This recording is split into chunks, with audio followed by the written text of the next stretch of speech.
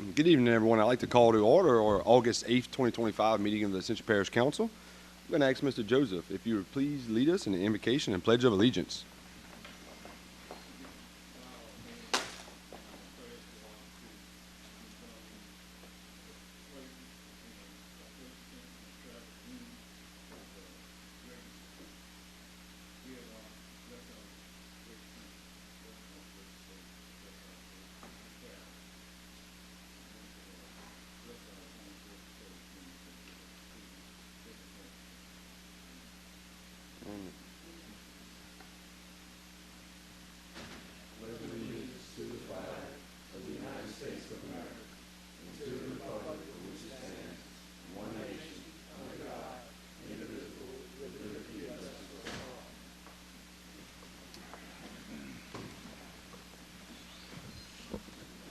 Thank you, Mr. Joseph.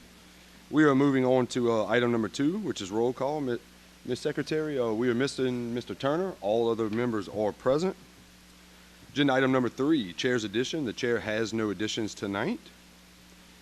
Item number 4, the public comment sign-in period. If anyone would like to speak on any of the items on the agenda, right here at the podium, we have some red and green cards. Please fill that out, get that to us, and when we get to that agenda item, you have 3 minutes to speak. And number 5, presentations. Tonight we have a presentation from our Registrar of Voters, Ms. Shani Bird.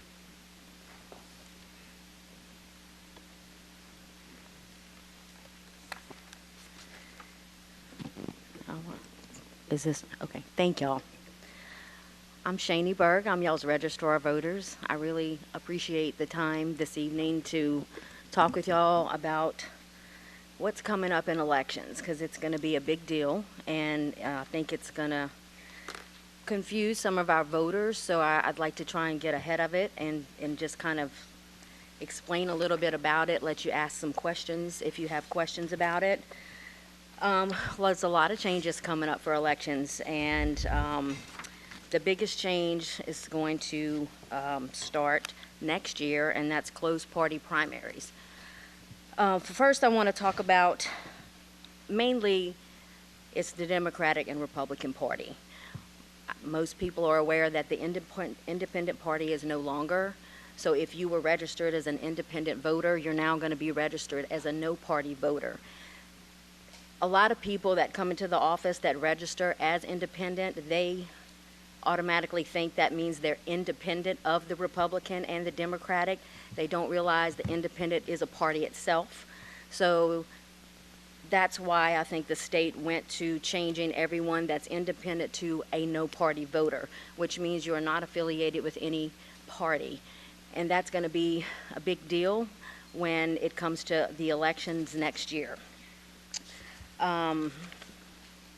So closed party primaries was adopted last year in Act 1 of the first extraordinary session in 2024. So what is a closed party primary, and what offices does it affect? Does not affect any offices, state offices or local offices. It affects the United States Senate, House of Representatives, the Supreme Court, the Public Service Commission, and the Board of Elementary and Secondary Education. So if you plan to run for one of those offices and you're a no party, you have a little bit of a hurdle ahead of you. So closed party primary elections and primary runoff elections are based on party affiliation when an election is being held in any of those races. Those races are going to now be split into 2 contests and 2 major political parties. So currently, right now, you have a spring election primary, you have a spring general, and in the fall, you have a primary and a general. So now you're going to have a party primary in the spring, a second party primary in the spring, and the general will be in the fall. So if you are running as a no party or any other party, you're not going to appear on the ballot until the fall, until the general in the fall, if you're running for one of these races. It doesn't affect any of your state and local races, but what it does is it creates a lot more ballot styles for your parish or in your bigger parishes. Instead of having like 30 ballot styles, now you might have 60. The presidential preference is the PPP is what we call it. It happens in the spring before the presidential. That's been the only closed party race that we've had every 4 years. So we haven't dealt with this since 2009. We tried this back in 2008, 2009, and then they got away from it, and now it's back. So closed party primary elections. Anytime one of those races is scheduled to be on the ballot, again, it's going to run in the spring. And so now they're trying to change the terminology. So when you hear party primary, that's going to be that first spring election, usually in March. Second party primary will be April, May, and then the general will be in the fall, anytime those races are running. All candidates, regardless of party affiliation, must qualify at the same time. Democratic and Republican candidates must participate in the closed party primary elections in the spring and will qualify as usual, the winner advancing to the general of the fall.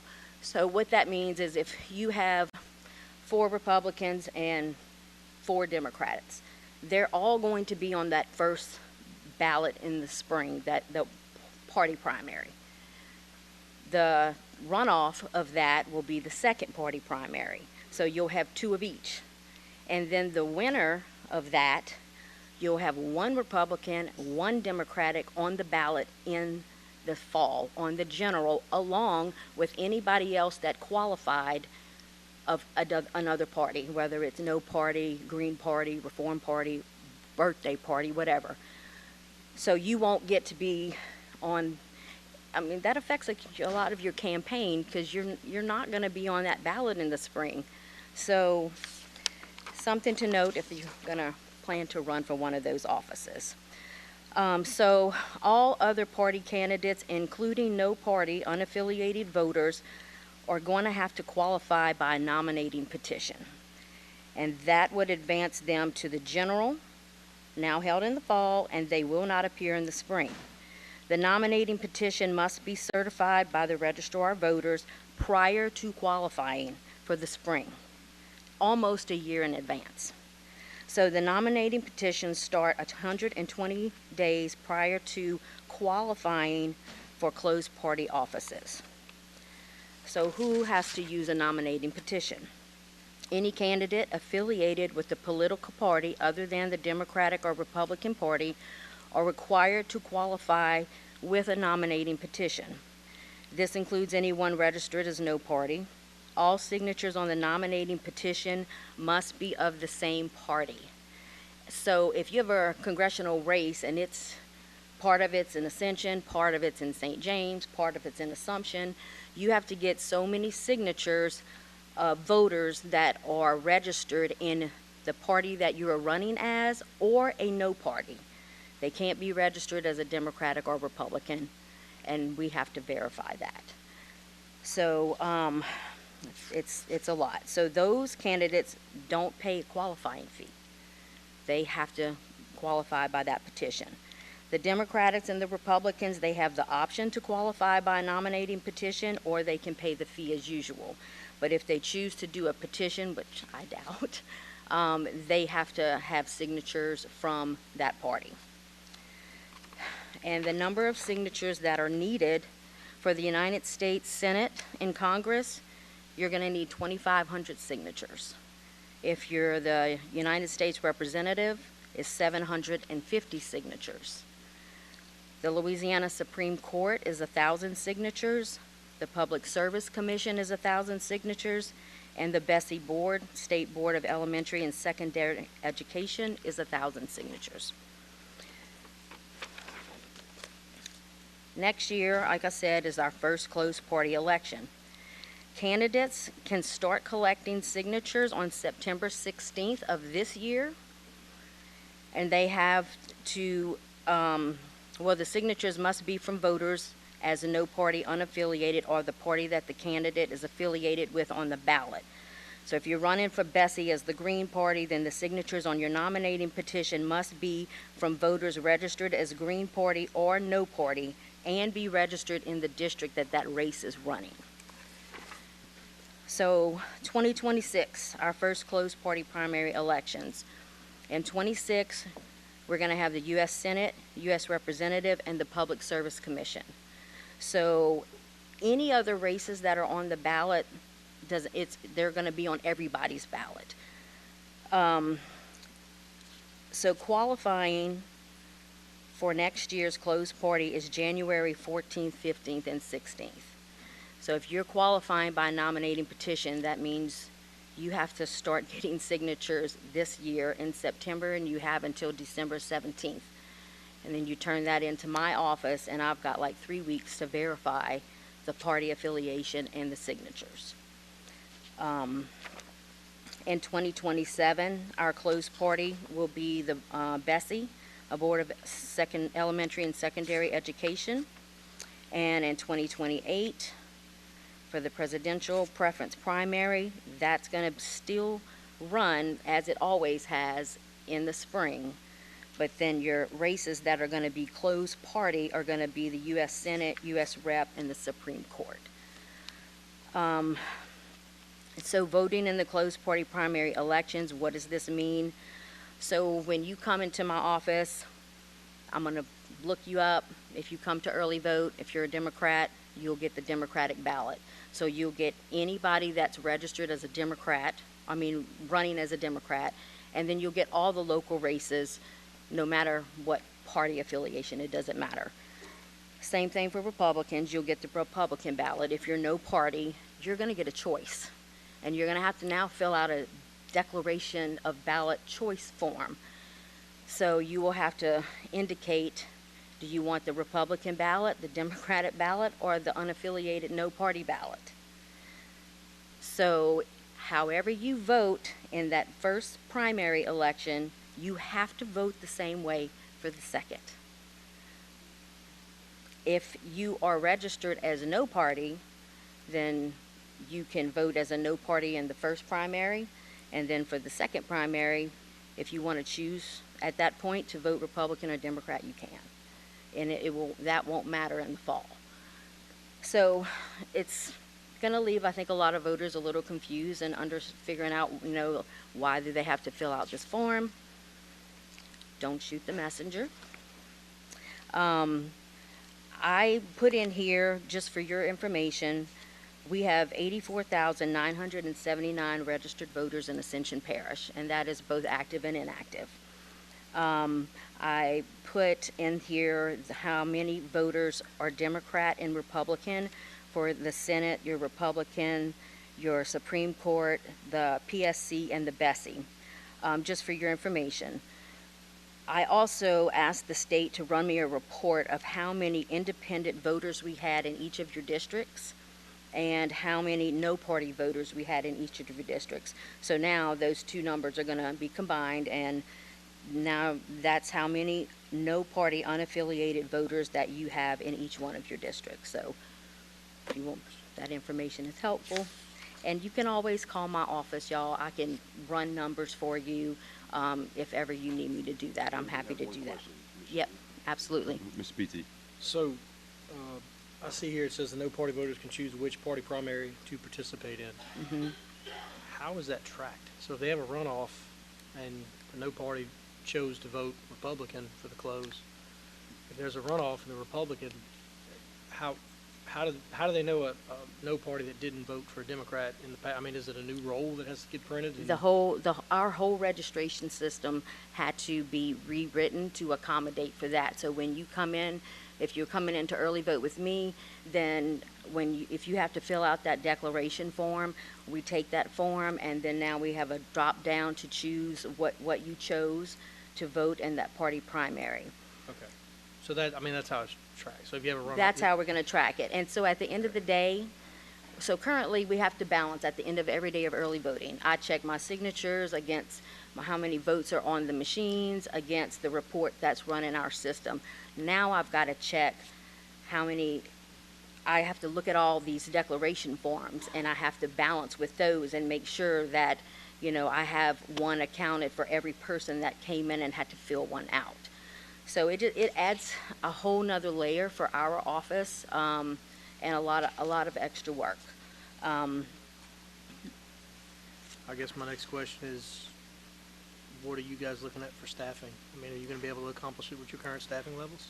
I am hoping to do that. But I actually spoke to the commissioner today about what are other parishes, are they hiring additional help?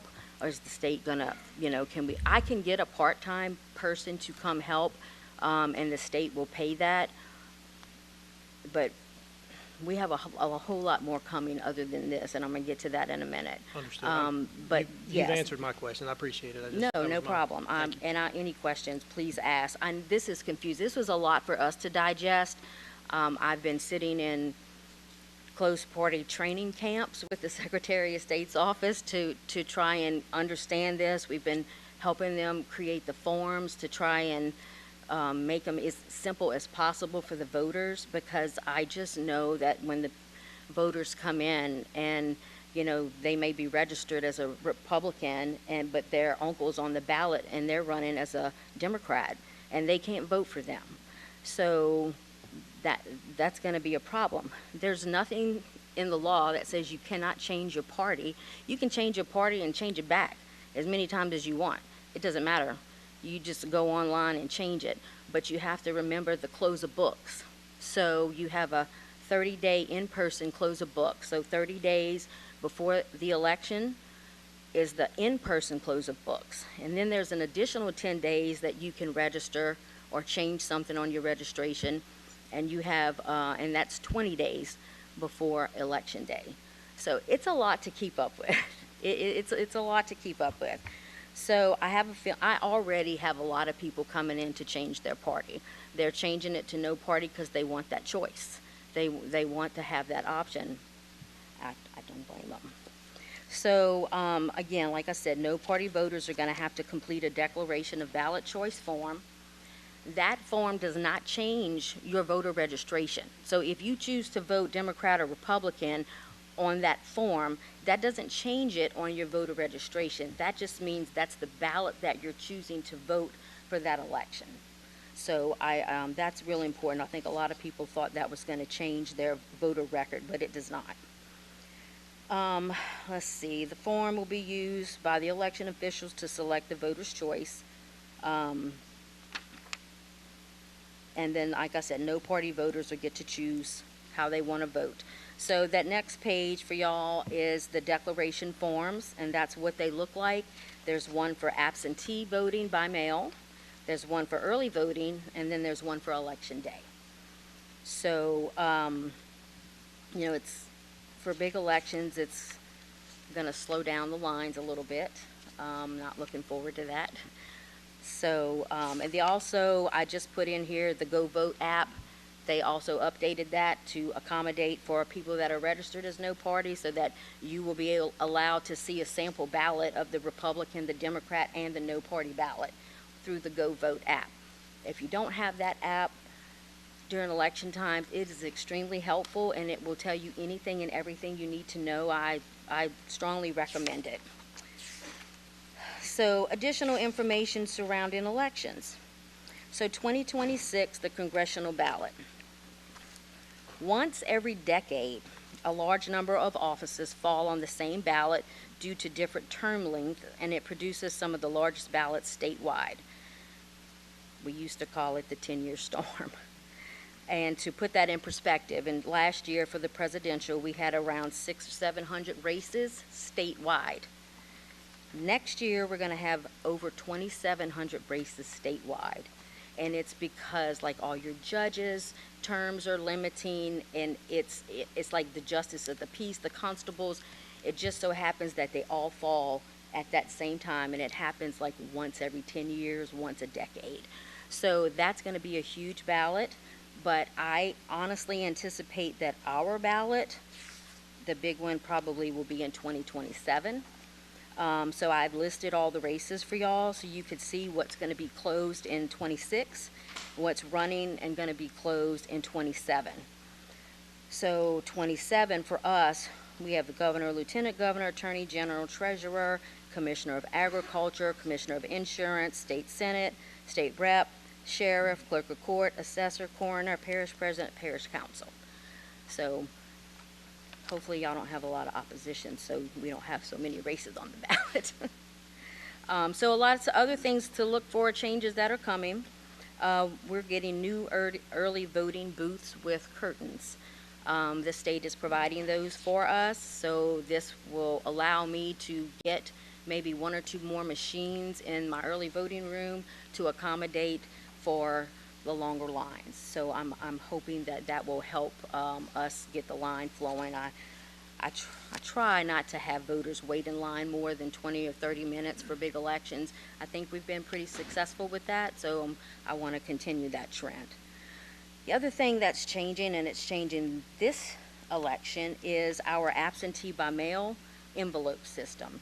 So if you have any parents or if you're on this over 65 program, this is going to be what your ballot's going to look like when it comes in the mail.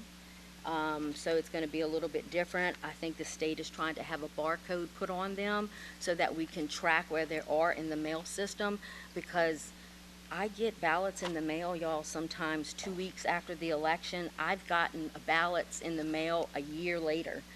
I don't like that people that have voted and their vote didn't count. So I'm really hoping that this will help us, that we can track people's ballots. So whole new system with this, so we have to deal with this first. Additional changes.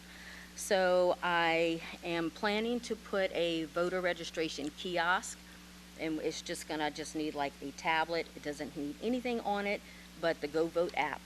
And I want to put one in Donaldsonville and one in Gonzales, so that when voters come in, if they missed the in-person and they wanted to change something on their voter registration and it's in between the close of books for the 30 days and the online 20 days out, they can just go on the kiosk, because you took the time to come to my office. So I'd like you to be able to at least do what you wanted to do electronically. So if I have that for them, they can go ahead and do that while they're there. Also, I think when voters realize that they can only vote for Democrat or Republican, they are going to want to change their ballot. So they can also do that while they're there to early vote. So I'm hoping that that will help facilitate that. The Secretary of State is also producing a video that's going to explain all of this, and that I can just put on a loop, so when people are standing in line, they can watch this video. So hopefully by the time they get up to the counter, that they will have an idea of what's going on. It's just going to be a lot. E-poll books are also coming. I think Bridget and I are going to be one of the first parishes to use them, but I don't think this will happen until next year. This is going to replace where you sign in the precinct register book. So currently, I send those to a printer. They send them after early voting ends, and then the books come in so that it already says that you voted early or you voted by mail. Now it's going to say if you have to fill out a declaration or not. So hopefully the e-poll books will make this process a little bit easier on election day. This will not affect anything that we would use during early voting, because we have the Aaron system there, but I will be responsible for storing them and updating them with the current data. So another new thing, I'm also serving on the Voting System Selection Committee. I look for the state to probably acquire a new voting system by the end of this year. So it's not going to be implemented all at once. You start implementing 1 or 2 parishes. You pick a small, a medium, a large. You get those implemented first. You see how things go. You adjust where you need to adjust. And I think we will be one of the first parishes to use that system as well. So fingers crossed. Like I said, a lot of changes, lots of things coming our way. We just finished Canvas for 2025. I think I sent y'all a letter today that shows you what our numbers are. So we have one precinct we have 2 precincts with under 300 voters, but One of them is geographically isolated, and the other one, there's nothing to consolidate it with, so it will have to stay as is. Also, I am hosting the 2027 Annual Voter Registration Seminar. It's never been held in our parish before, so I'm really excited about that. I, like to show off our parish because I'm very proud of it. So I will probably be reaching out to y'all and seeing if anybody would like to speak or to attend or whatever. So I'll be getting with everybody on that probably as we get closer to that next year. We also have voter registration week. I didn't put that in here. That's coming up at the end of the month. I'm going to be at the Council on Aging, both in Donaldsonville and Gonzales. I'm going to go to some assisted living facilities. I think we have 3. We usually go to the library, but there's just not a lot of traffic, and I want to go somewhere where there's a lot of people. So if y'all need to change anything on your registration, I can send out the schedule of where we're going to be. So that's all I have. Tried to make it quick. I know y'all have a lot going on. If y'all have any questions, let me know. Do you have any questions for Ms. Shaney? I know I just divulged in a lot of information, but I'm happy to answer any questions, or you can call me. I'm happy to speak with you about it over the phone. So just, yes, it's a lot. Yeah. Well, thank y'all for your time. I appreciate it. I look forward to seeing y'all again. All right, thank you, Ms. Shaney. We are moving on to agenda item number 6, which is our parish president's report. Mr. Quinmall. Thank you, Chair. Good evening, Council. So this past weekend, we had Youth Fest in Donaldsonville, which followed the East Bank event held prior. I attended both events, and they were a huge success. Between the two, we served over 1,000 children with backpacks, uniforms, vouchers, supplies, and a lot more. I wanted to extend my gratitude to OxyChem, CF Industries, Shell, Ascension Parish Sheriff's Office, and many other sponsors. And you, the Council, many of you were there at both events, or one or the other, which helped make these 2 important community events a success. Last week, I attended West Ascension Early Childhood Center's first ceremonial graduation. These tiny citizens are ready to shine in Head Start and Pre-K. Through the month of August, Kara's House will reduce the adoption fees to help reduce the number of animals at the shelter. The reduced rate for dogs is $50 and cats $25. So if anybody out there wants to adopt, this is the month to do it. You may notice the increase in social media posts highlighting the drainage, vegetation, and transportation crews across the parish. This is to raise awareness of the good and hard work our employees produce every day. And this concludes my report, Chair. Thank you. All right, thank you, Mr. President. All right, and we are moving on to item 7A, resolution to remove West Ascension Hospital Board member, Mr. Glenn Price. And we do have several public speakers. First speaker, Mr. A.J. Gomez. You will have 3 minutes at the podium, sir. Thank you. Please pardon my cap, but I'm too ugly without it. So I want to be as comfortable as I can in talking to you all, because this is so very important. So very important.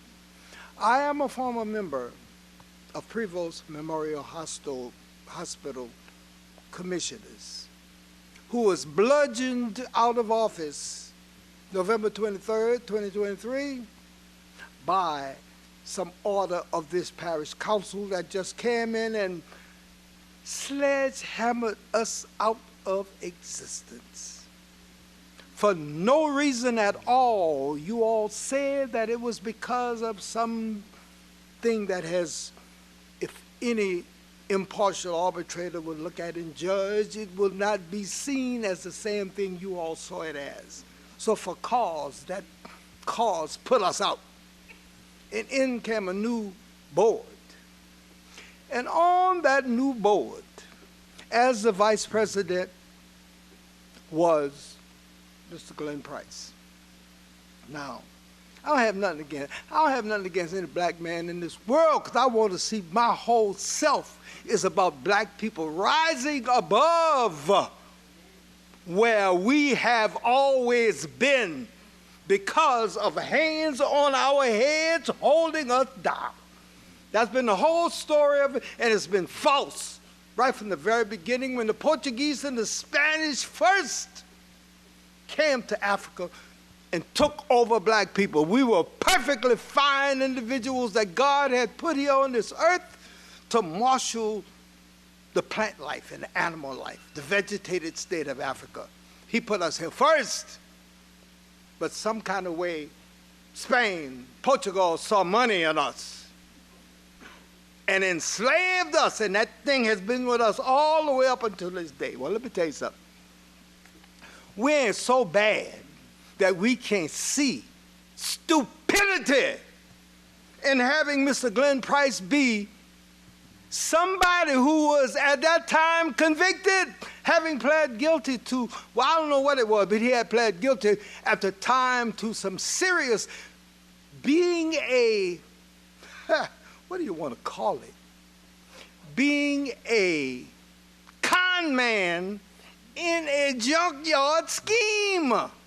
He was a con man of theft of junkyard properties or whatever. And we made him vice chair of Ascension Parish, West Ascension Parish Hospital Board. No. Too crazy. Too crazy. And That's now your 3 minutes, Mr. that, Gomez. yes. You just hit your 3 minutes. Thank you. What? You have just I hit ain't no your 3 minutes, man. Yes, sir. 3 minutes. Yes, sir. Well, Glenn Price ain't worth a damn. All right, our next speaker is going to be Mr. Spencer Chauvin.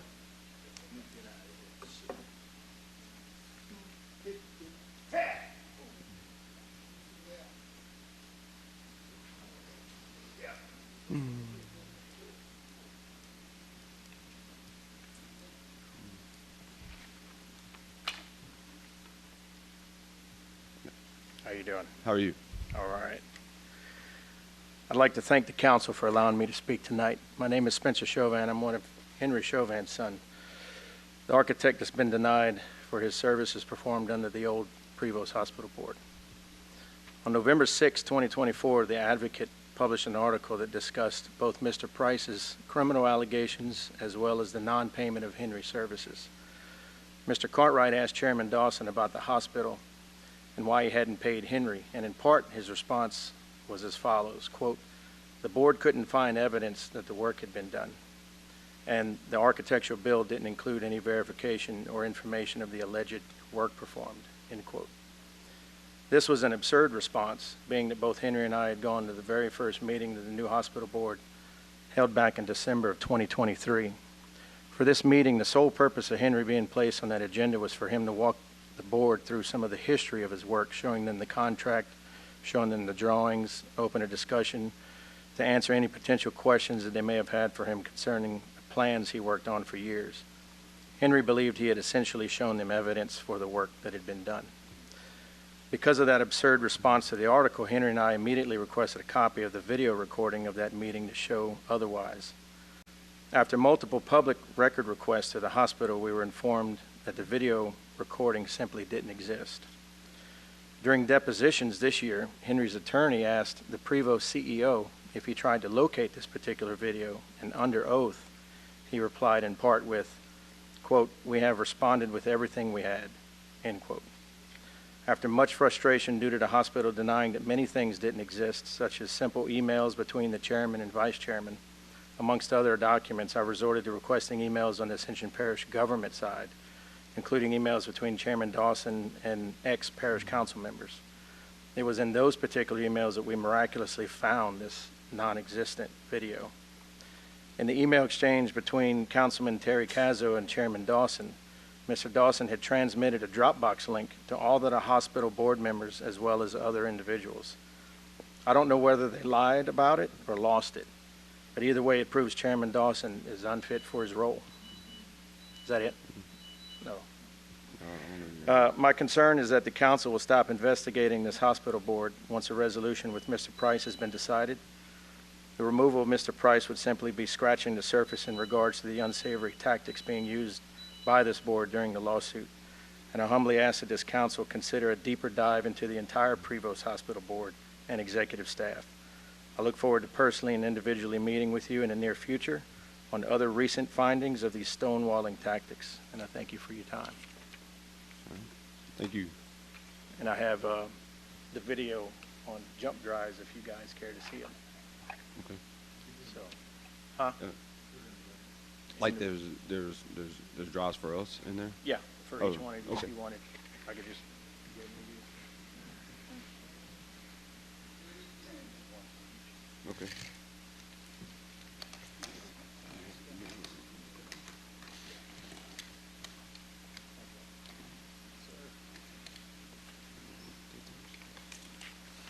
All right, our next public speaker is Ms. Carolyn Sutherland.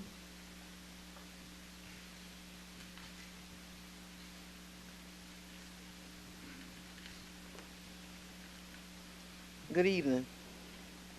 Good evening. I'm Carolyn Sutherland, and I come to say I don't understand why Mr. Glenn Price has to be removed from the board, because everybody has faults, not just him, everybody. Everybody that's sitting on this board, that board, any boards, have faults. I have heard from one gentleman about how he was removed from the board when Mr. Price was elected. He wasn't the only one that removed this man. All right. I've also heard about a billing fee. Mr. Price was not in seat when his father was billing Prevost. That's the other seat. That's who he should be addressing. Mr. Price has done so much that I noticed back here at Prevost Hospital that we never had before. Okay? He's moving forward, not backwards. And I sure appreciate what he's doing. And he's not doing it just for some people. He's doing it for everybody. Not just white people or black people. He's doing it for every individual in the city of Donaldsonville. West Bank, the East Bank have to come over here. Boom, we have a hospital. He's improving things back there at the hospital. And my point is with Mr. Price. All the things that you're doing a wonderful job for the people. But I ask that you step back. You got to step back, because you can't do Donaldsonville by yourself. The people of Donaldsonville chose who they wanted to be as leaders. They're not getting what they wanted, so just step back and let God step on these people's neck and let him control that. Do what God put on your heart to do to help back here with this hospital, and what you're doing a damn good job. Excuse my expression, but you're doing a good job. Because I never seen the things that nobody on no board did what you did back here at this hospital. You got transportation back here at this hospital. You putting kids to work in the summer at this hospital. This is what we need as a community. And like I said, the people chose who they want. They didn't choose you. Let it go. So I'm asking this board to give this man a chance, because who else on this board is going to do the groundwork that this man is doing to prosper with this hospital back here? Who? That's 3 minutes, ma'am. Your 3 minutes is up. No Thank problem. you. Thank you, sweetie. All right, our next speaker, Ms. Katina Price.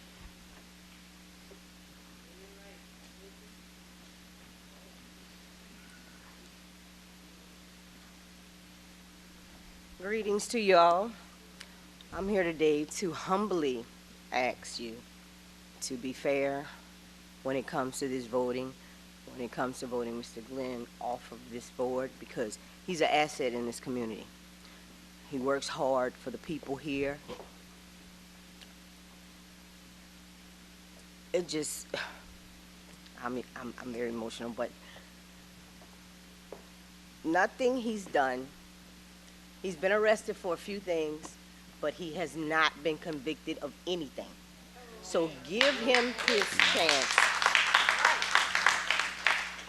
Give him his chance in court to prove that everything he's been arrested for has been a lie.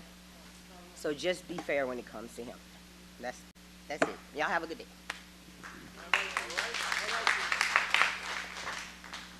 All right, our next speaker, Chantel London.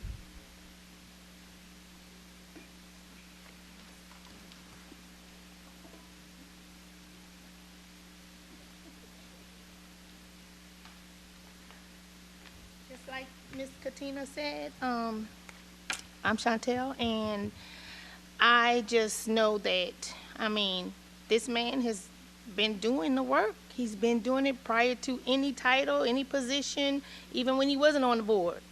He's doing the work. So, if, him not being on the board is something sufficient and effective for the people of Donaldsonville, so be it. But I don't believe it will be, because no one's doing what he's doing. And it's not going to be another one like him. So y'all do what you have to do.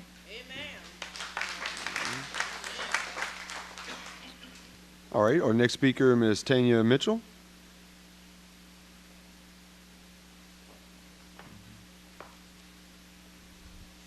Hello, good evening. Thanks for having me. I'm Tanya Mitchell. I am a board member for the West Ascension Parish Hospital Board. I'm here to speak on behalf of Mr. Glenn. Mr. Glenn has been a prominent supporter and a strong voice for the citizens of Donaldsonville since I've met him before he became a board member. He fought along with my husband with the Sunrise Community Group along with Travis, and they fought for the citizens of Donaldsonville. He's organized the youth program with Sunrise. He also organized the youth program we just recently had at the hospital. Mr. Glenn did that. He works very hard along the rest of the board members. His ideas are great. He's an advocate, a leader in the community, and most of all, a force for moving our hospital operations forward. He's very involved in healthcare for the community, and he supports the community. Everybody, if you see, everybody knows he's a real supporter of the community. We, the board, we are proud to work hand in hand with him as we move healthcare forward for the citizens of Donaldsonville and just Ascension, period. So I'm standing here asking you to please consider leaving Mr. Glenn on our board, please. Thank you.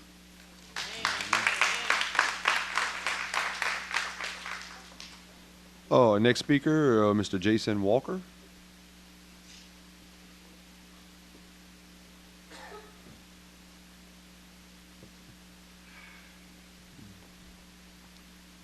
Good afternoon, board. My name is Jason Walker.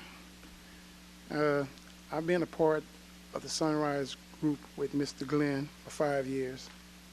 And ever since he's been our leader, he's been fighting for the community of Donaldsonville. He's trying to improve the quality of Donaldsonville. And every time he's trying to improve it, that somebody's trying to knock him down with these bogus arrests, what they charging him with.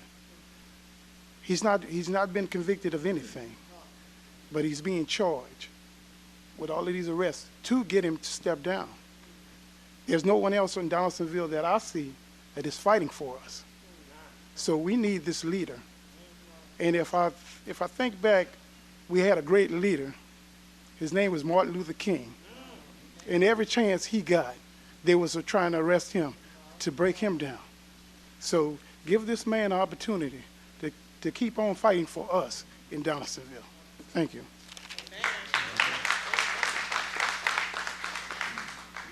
All right, our next speaker, Mr. Deshaun Marshall.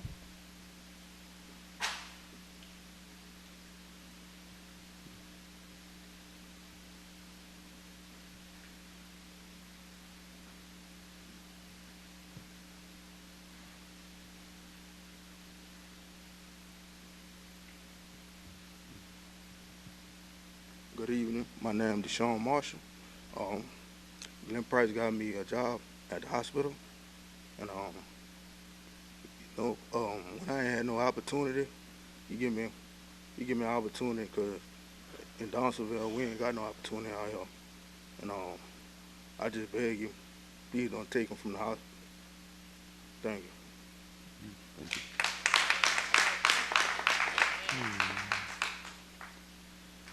All right, our next speaker, Mr. Travis Fernandez.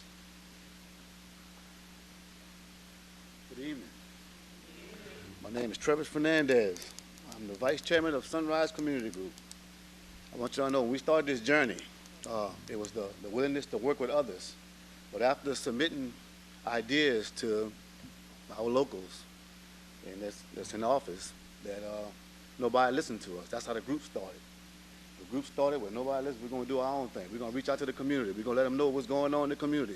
Go to these meetings and bring it back to the community, you know. But somewhere it got lost. Next thing you know, we got a target on our back. The target came from everywhere. Now we just fighting. Now we fighting so many people that it's rough. And then you got to realize that the people that you're talking to is some of the ones that's actually hurting you. All right? When I met Mr. Glenn Price, so I got 5 sisters. And he told me something. He said, "You don't have a brother." I said, "From this day on, you're going to be my brother." I said, "Thank you, Mr. Price." I can honestly say, when we started this, when we took those, I ain't going to say take over the hospital, but just move in a different direction. The last 2 years, less than 2 years, Mr. Glenn Price did more in less than 2 years than certain people did over 2 decades. That says a lot. I'm speaking from my heart.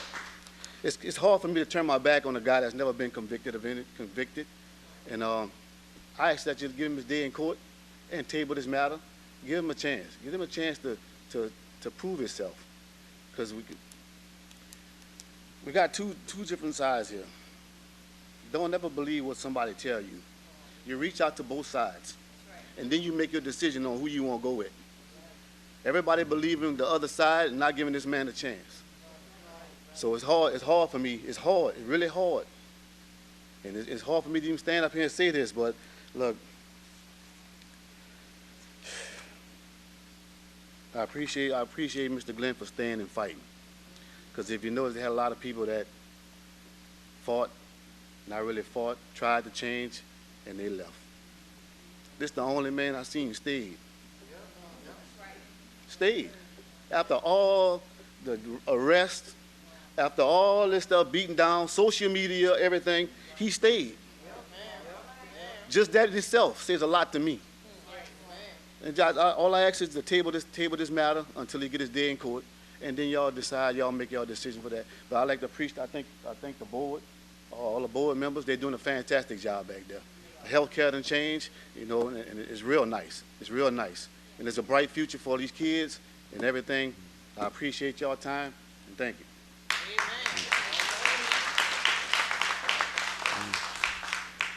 Let's see. All right, our last speaker will be Mr. Price.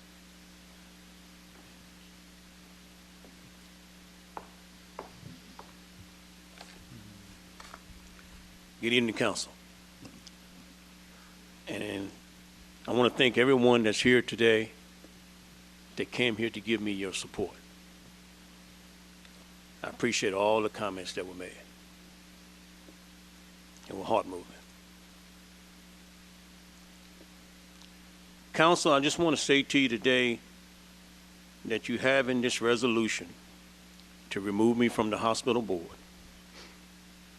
And it's predicated on charges, no convictions, charges. I always refer to these charges as bogus charges, because these charges were brought upon me when I decided to run for mayor of Donaldsonville. 2 weeks before the election, I got my first arrest.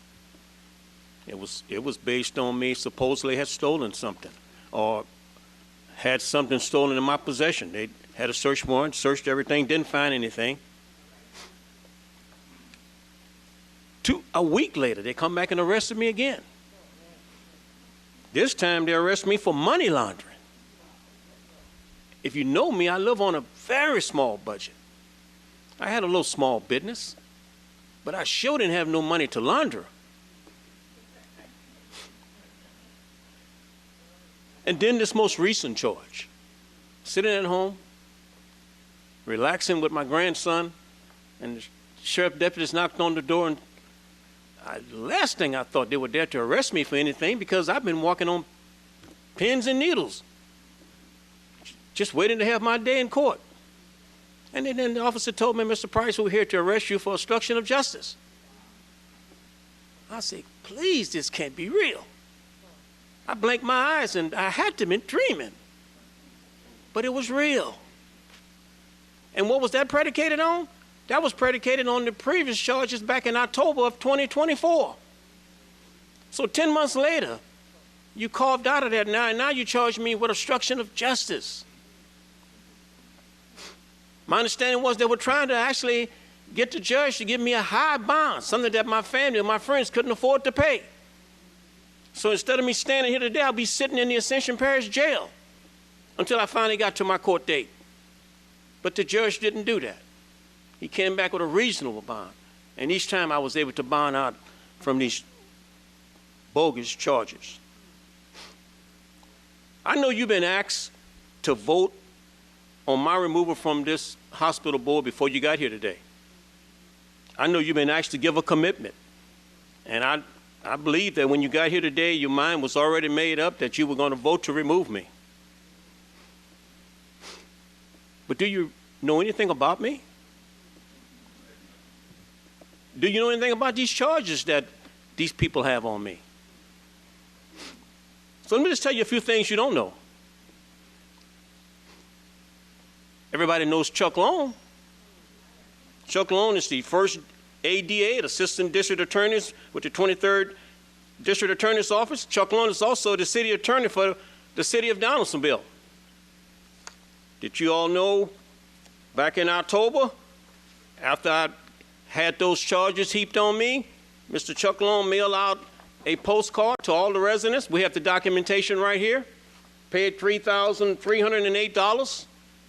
Sent out a postcard, and what he highlighted in the postcard was those bogus charges that I just got charged with.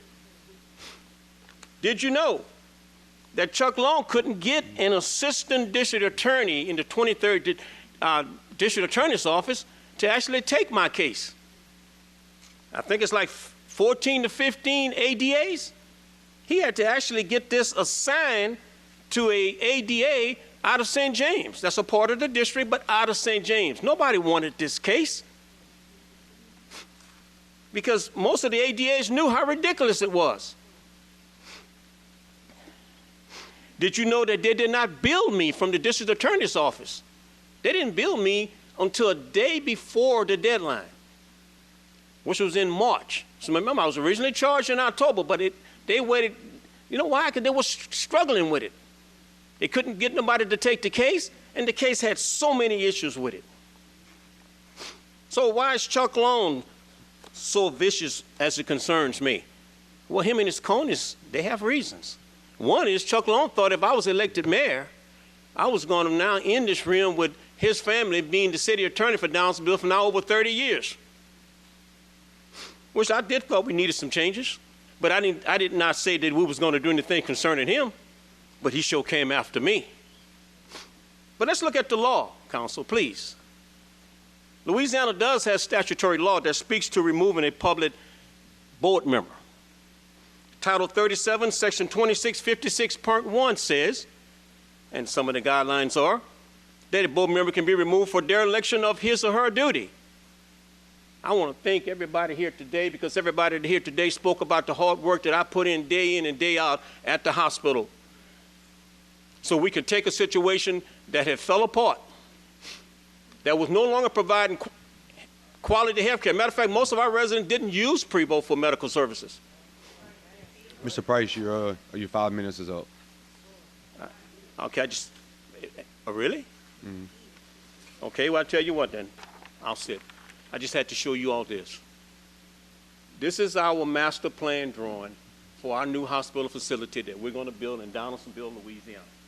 It is 76,000 square footage, It's going to provide 24-hour emergency care, clinical services. It's going to provide inpatient, outpatient, and many other medical services that we need in Donaldsonville and the West Bank. I'm asking you, council, would you please give me my day in court? My court date is October 15th, right at 2 months from now. Give me my day in court.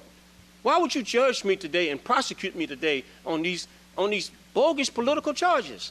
Give me an opportunity to continue serving my community, to continue serving on this board so we can build this new hospital. And then at the disposition of my case, if there's something there as a result of this trial, which I know I will be exonerated, and you want to remove me for it, I understand. Matter of fact, you won't have to remove me. I'll resign myself if I'm convicted of something. I won't be convicted. I sincerely ask you that.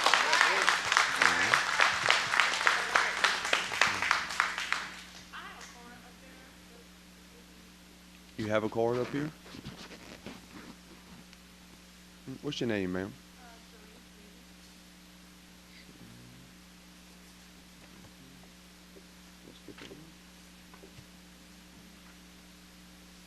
Oh, yeah.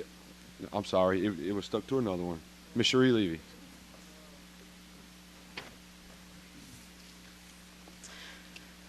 Good evening.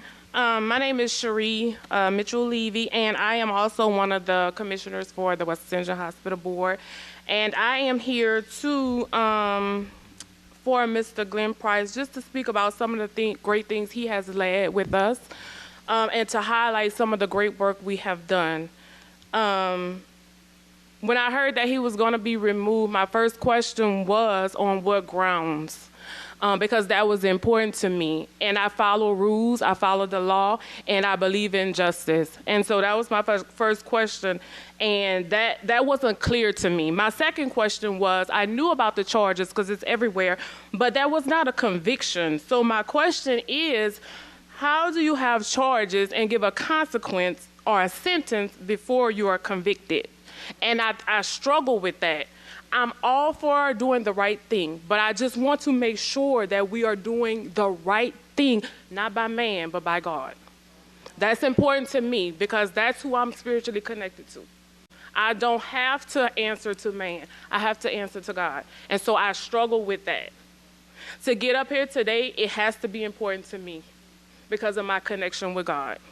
Now, I'm just going to highlight some of the great work that we have done on this board. We have ensured that the prevosts have had exceptional leadership because that was important to lead us forward. We have implemented a strategic plan to build a new hospital. We did not take this lightly. We have built partnerships with local businesses and leaders to ensure that we serve the community first. We have supported school events, programs for all of the West Side schools. We have refurbished the park in Port Barrow. We have recovered $2.3 million deficit in about a year and a half. We took immediate action to ensure that our audits that wasn't coming back clean are now clean, and state laws and policies are being adhered to. We have also given 25 students a summer job this year, and we plan to give more next year because the goal is to go forward and not move back. So when you do have a leader that's doing great things, you don't want to remove that leader. You want that, encourage that leader to keep forward. I don't care about the other stuff. I don't play politics, but I do believe in doing the right thing by God. So I'm asking you to do two things. Number one, let the justice system prevail and allow due process. And number two, make decisions based on what's right, not by man, but by God.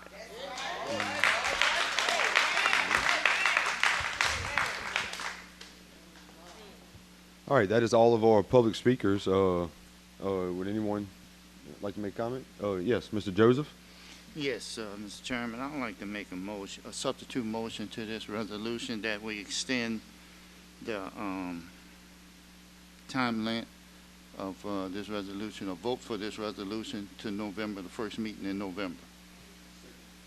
Okay, we have a motion to defer until the first November meeting of 2025 and a second from Mr. Turner. Is there any objection to that motion? All right. We do have objection. If we can do roll call, please, Ms. Secretary. Councilman Joseph. Yes. Yeah. Councilman Robert. Councilman Turner. Yes. Councilman Arsenault.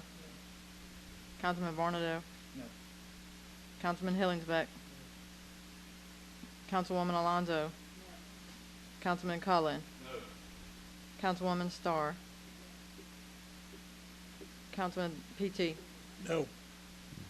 Chairman Melanson. No. You have 3 yeas. So the noes have it 8 to 3 on the deferment. Is there any other motions? So we have a motion to remove Mr. Price from Mr. Cullen and a second by Mr. Robert. Are there any objections? Yes, we do have an objection. Ms. Secretary, roll call, please. A yes is to remove Mr. Price. A no is to retain. Councilman Joseph. No. Councilman Robert. Yes.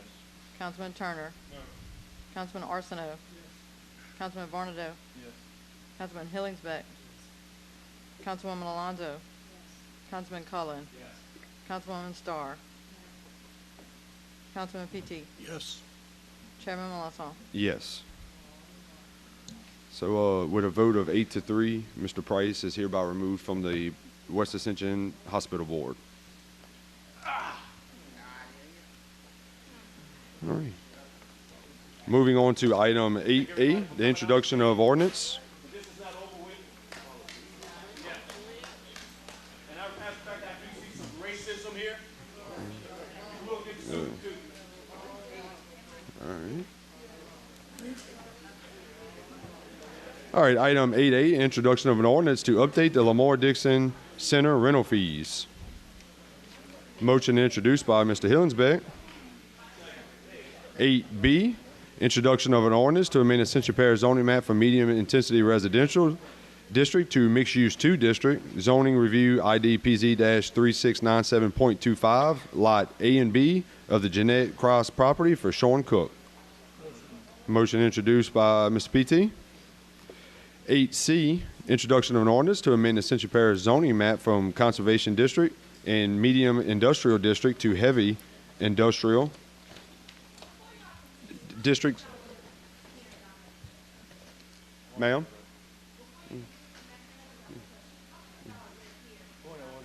Yeah. Yeah, we have moved on. It's public record. You can look at the map, ma'am. No, ma'am. All right. District zoning, ID PZ-3701.25, Lawrence J. Newell Incorporated property. Motion introduced by Mr. Vornadu.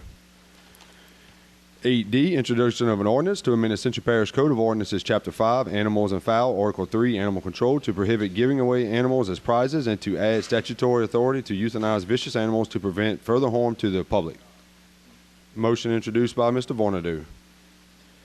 All right. Our public hearing ordinance is 9A, reading of an ordinance to update the Transportation Impact Fee Program and adjust the Transportation Impact Fee per ordinance. Mr. Dupatti.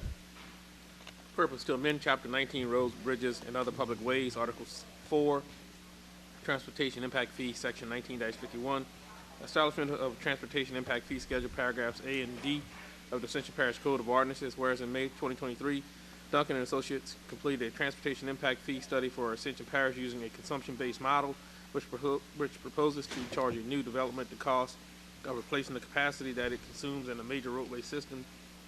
And whereas the Parish of Ascension determined that it is in the best interest of the citizens of Ascension Parish to establish transportation impact fees to assist in the mitigation of transportation impact of the rapid growth on the transportation network within Ascension Parish. And whereas the Parish of Ascension adopted an ordinance on August 17, 2023, amending the transportation impact fee ordinance based on the above study. Now therefore be it ordained by the Ascension Parish Governing Authority of the Parish of Ascension, State of Louisiana, Chapter 19, Roads, Bridges, and Other Public Ways, Article 4, Transportation Impact Fee, Section 19-51A1, Fee Assessment, and Section 19-51D, Transportation Impact Fee Schedule, be amended and supplemented as further described in Exhibit A attached here to amended part hereof. Repeal all ordinances or parts of ordinances in conflict herewith are hereby and henceforth repealed. Severability, if any provision of this ordinance is held to be invalid, such invalidity shall not affect other provisions herein which can be given effect without the invalid provisions. And to this end, and the provisions of this ordinance are hereby declared to be severable. Effective date, this ordinance shall be in full effect as permitted by law. The ordinance having been submitted to a vote, the vote thereon is as follows. Motion open public hearing by Ms. PT, second by Mr. Cullen. Motion to close by Mr. Orsino, a second by Ms. Alonso. Motion to adopt the ordinance from Mr. PT. Second from Mr. Cullen. Any questions? Any objection? Hearing none, so moved. 8D, reading of an ordinance to amend Ascension Parish zoning map from medium intensity residential to mixed use 2, zoning review ID PZ-3667.25, lot Y1A for Deshay Waggaspec, located on north side of LA 933, approximately 700 foot east of LA Highway 44. Mr. Dupaty. Purpose. This ordinance amends the official zoning designation for lot Y1A, attached legal description from medium intensity residential to mixed use 2. This rezone is identified as zoning review ID PZ 3667.25, whereas Ascension Parish is a local government subdivision as defined by Article 6, Section 44 of the Louisiana Constitution 1974, whereas Parish of Ascension is the governing and responsible body with the zoning regulations within this jurisdiction, and whereas Article 6 of the Home Rule Charter of Ascension Parish adopted May 4, 1993 identifies the process and manner in which to adopt ordinances regulating the lands of this parish, and whereas the official zoning map for Ascension Parish was last adopted on March 8, 2016, and whereas the Parish Council reserves the authority to make changes to official zoning map by ordinance, and whereas this request has been processed in compliance with the procedures set forth, be it ordained by the Ascension Parish Governing Authority that the official zoning map of Ascension Parish, Louisiana is amended to reflect the property identified in Exhibit A as mixed use 2 as the official zoning designation. Severability: in the event that any portion of this ordinance is ever held invalid or unconstitutional for any reason by any court of competent jurisdiction over it, such portion shall be deemed a separate, distinct, and independent provision and shall not affect the validity of the remaining portion of the ordinance. Effective date: this ordinance shall be in full effect as permitted by law. Exhibits: A, legal description; B, plot map; C, aerial zoning map. Adoption of this ordinance has been submitted to vote. The vote thereon was as follows. Motion to open public hearing by Mr. Robert, second by Mr. Hillingsbeck. Motion to close public hearing by Mr. Vornado, second by Mr. PT. Motion to move the ordinance by Mr. Vornado, second by Mr. Hillingsbeck. Any questions? Any objection? Hearing none, so moved. 9G, to amend Ascension Parish zoning map from conservation district to mixed use, light industrial, medium industrial, and heavy industrial, zoning review ID PZ-3677.25, division of McCall Plantation for Evan Bell Corp., located on north side of LA Highway 405, approximately 2,000 feet east of LA Highway 1 North. Mr. Dupaty. Purpose: this ordinance amends the official zoning designation for division of the McCall Plantation, attached legal description from conservation to mixed use, light industrial, medium industrial, and heavy industrial. This rezone is identified as zoning review ID PZ 3677.25, whereas Ascension Parish is a local government subdivision as defined by Article 6, Section 44 of the Louisiana Constitution 1974, whereas Parish of Ascension is the governing and responsible body with the zonings and regulations within this jurisdiction, and whereas Article 6 of the Home Rule Charter of Ascension Parish adopted May 4, 1993 identifies the process and manner in which to adopt ordinances regulating the lands of this parish, whereas the official zoning map for Ascension Parish was last adopted on March 8, 2016, and whereas the Parish Council reserves the authority to make changes to the official zoning map by ordinance, whereas this request has been processed in compliance with the procedures set forth, be it ordained by the Ascension Parish Governing Authority that the official zoning map of Ascension Parish, Louisiana is amended to reflect the property identified in Exhibit A as mixed use, light industrial, medium industrial, and heavy industrial as official zoning designation. Severability: in the event that any portion of this ordinance is held invalid or unconstitutional for any reason by court of competent jurisdiction over it, such portion shall be deemed a distinct, separate, and independent provision and shall not affect the validity of the remaining portion of the ordinance. The effective date: this ordinance shall be in full effect as permitted by law. Exhibits: A, legal description; B, plat map; C, aerial zoning map. Adoption of this ordinance has been submitted to vote. The vote thereon was as follows. Motion to open the public hearing by Mr. Robert, second by Mr. Vornado. Motion to close by Ms. PT, a second by Mr. Robert. Motion to move the ordinance by Mr. Robert and a second by Mr. Hillingsbeck. Any questions? Any objection? Hearing none, so moved. 9J, reading of an ordinance to amend Ascension Parish zoning map from conservation district to light industrial, medium industrial, and heavy industrial, zoning review ID PZ 3678.25, 140 acre and 260 acre tract F North on McCall Bayou for Bellside Company, LLC, located on the west side of LA Highway 1, located approximately 6,800 feet north of LA 405. Mr. Dupaty. Purpose: this ordinance amends the official zoning designation for the 140 acres and 260 acre tract F North of McCall Bayou, attached legal description from conservation to light industrial, medium industrial, and heavy industrial. This rezone is identified as zoning review ID PZ 3678.25, whereas Ascension Parish local government subdivision is defined by Article 6, Section 44 of the Louisiana Constitution 1974, and whereas the Parish of Ascension is the governing responsible body of the zoning and regulation within its jurisdiction, and whereas Article 6 of the Home Rule Charter of Ascension Parish adopted May 4th, 1993 identifies the process and manner in which to adopt ordinances regulating the lands of this parish, whereas the official zoning map of Ascension Parish was last adopted on March 8th, 2016, and whereas the Parish Council reserves the authority to make changes in the official zoning map by ordinance, and whereas this request has been processed in compliance with procedures set forth, be it ordained by the Ascension Parish governing authority that the official zoning map of Ascension Parish, Louisiana is amended to reflect the property identified in Exhibit A as light industrial, medium industrial, and heavy industrial as the official zoning designation, severability in the event that any portion of this ordinance is held invalid or unconstitutional for any reason by any court of competent jurisdiction over it. Such portion shall be deemed a separate, distinct, and independent provision, shall not affect the validity of the remaining portion of the ordinance. Effective date, this ordinance shall be in full effect as permitted by law. Exhibits: A, legal description; B, plat map; C, aerial zoning map. Adoption of this ordinance having been submitted to vote. The vote on as follows. Motion to open public hearing by Mr. Vornado, second by Mr. Hillingsbeck. Motion to close. Motion to close by Mr. Joseph, second by Mr. Vornado. Motion to accept. Motion to move the ordinance by Mr. Joseph, second by Mr. Hillingsbeck. Any objection? Hearing none, so move. Motion adjourned by Mr. Vornado and a second by Ms. PT. We are adjourned. Thank you, everyone.